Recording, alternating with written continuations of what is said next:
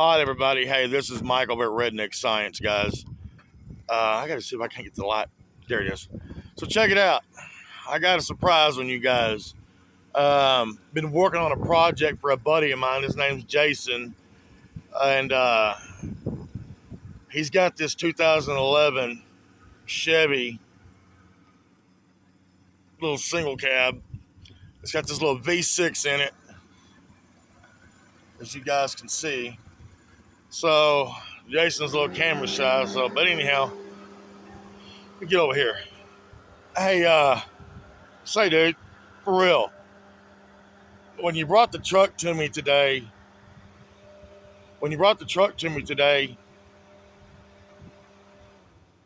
before that, how many miles to the gallon was you think this truck was getting before we put this hydrogen cell in?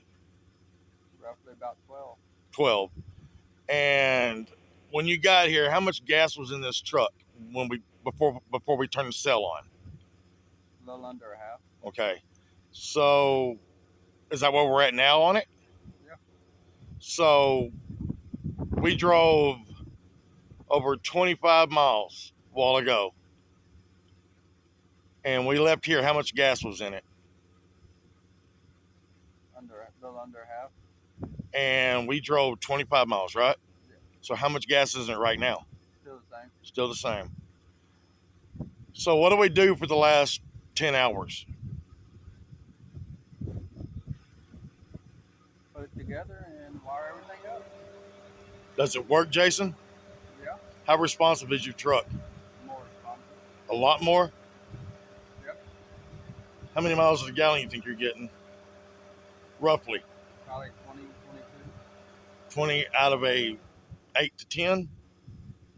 About probably 11, 12. And did we put enough plates in that hydrogen fuel cell? No. We should have, 10 more? Yeah. I believe if we put more plates in this thing, if we can't put too many, I bet you we can run this truck straight up hydrogen only. I want to show you guys what we did. So check it out. Yeah, I don't think you're going to be able to see it. But I got one in my truck I'll show you. It's identical to this one.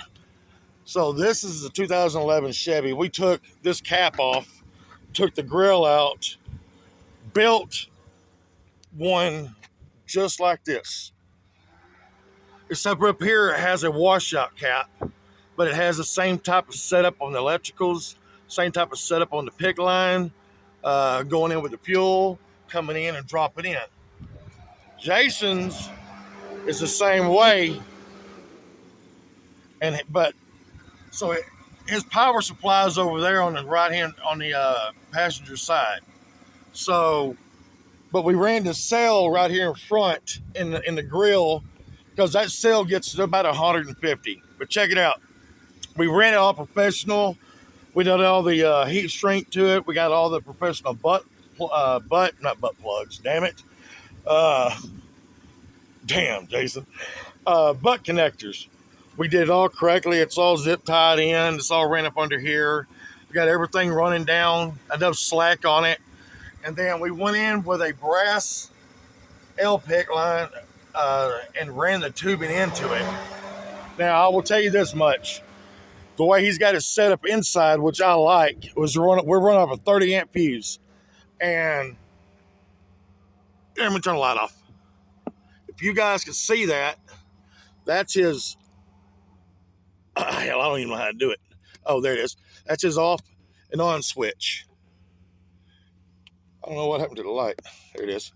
But it was that simple, man. I mean, it's not hard to build. It took me a long time to figure out how to bypass the air mass sensor. It took me a long time to figure out how to bypass the ECMU. So let me ask you a question, Jason. All bullshit aside, man. You're a mechanic. You race cars. You do all that shit.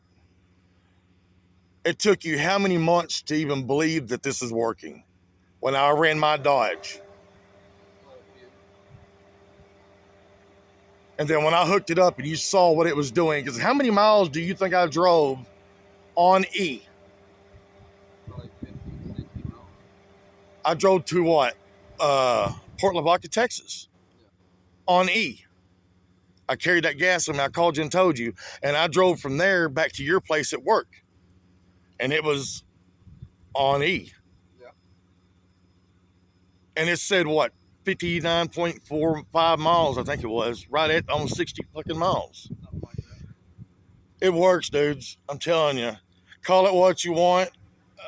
I love the comments. I love the criticism. It's all good and dandy, man. But I tell you, it works. All bullshit aside, we're going to get a video of it. I got mine running.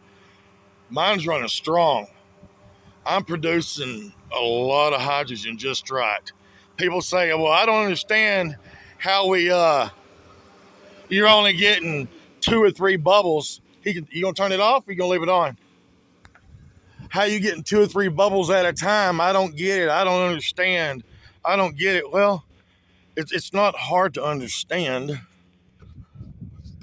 Oh, man. Oh, there's my keys. I'm gonna see if I can't. I got a dead battery? Oh, yeah, I got a dead battery. About it being on. Yeah. It's not hard to understand how it works. I mean, it's the main thing is the internals on this.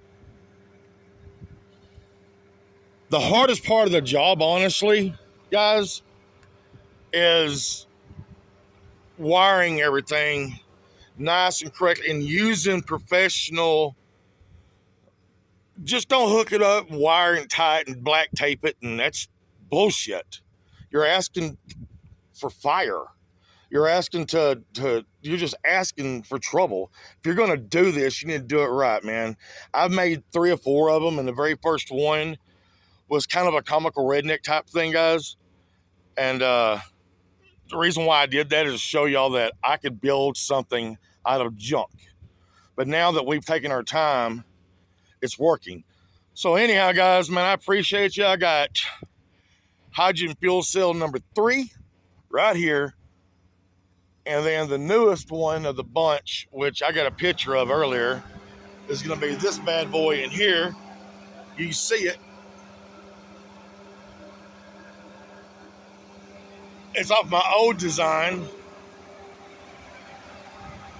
But anyhow, the way we're looking at it, Jason, I'm looking at probably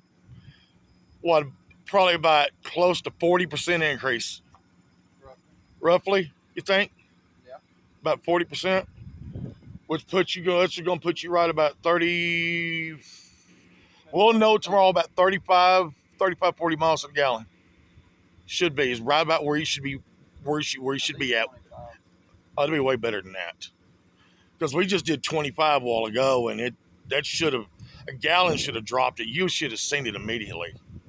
So I'm thinking, well, I know that my Dodge should be getting about close to 45 to 50.